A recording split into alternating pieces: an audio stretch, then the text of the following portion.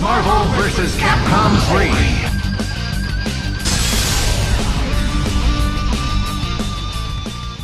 3. Greetings, people of YouTube.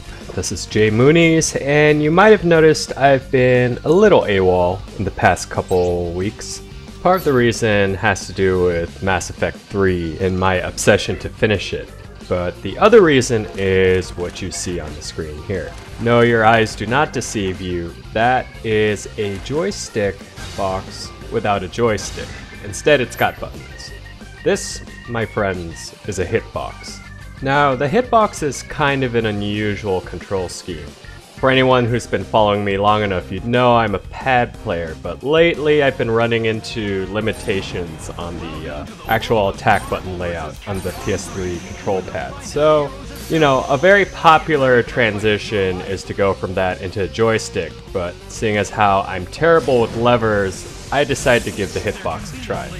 As you'll notice, if you could see around my hands, the joystick is actually replaced by 4 directional buttons. Pretty straightforward, kind of like keyboard keys for the most part. Except the up direction is actually below the 3 buttons. So it's kind of like a jet control scheme, if anything.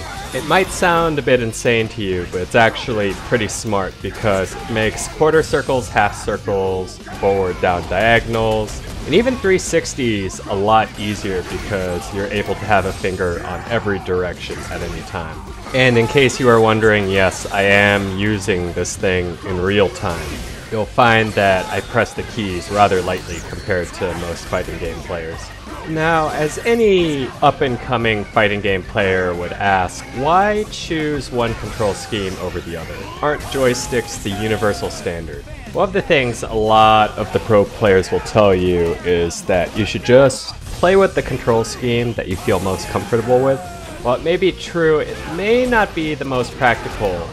You could definitely get away with it on 4-button fighting games, but 6-button fighting games tend to be a little more difficult.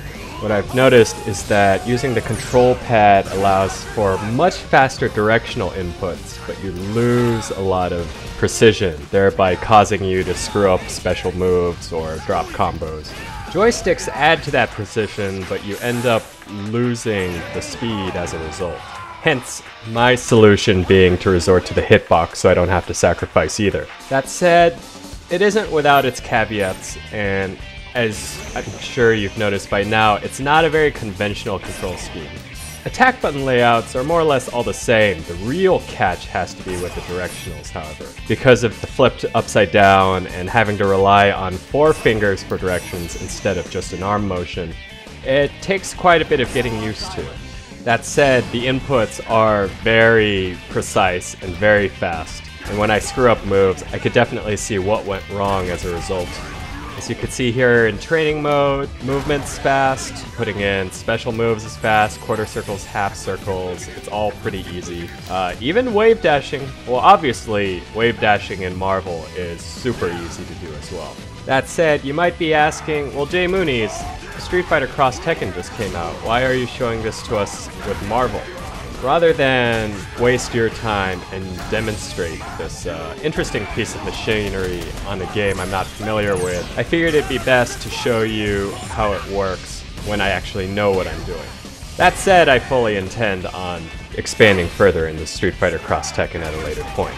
Now, I'm gonna have to warn you on this because while this may seem like a win-win solution, it's not necessarily for everybody, and depending on how much time you're really willing to put into this control scheme, it could be really good for you or really bad for you. Granted, anybody can really adjust to any control scheme with enough time, but would you rather be spending your initial acclimation period getting better at the game or figuring out how to play with this control scheme? For the sake of full disclosure, this actually took me about 5 days to get used to, and I'm still kind of at 90% of what I'm normally capable of. So just to give you a good idea, it really takes a lot of work to get used to. As you can see, I've been giving this control scheme quite a few runarounds online. I've actually done pretty good in online ranked, which I've been actually pulling off most of what I do, which is excellent.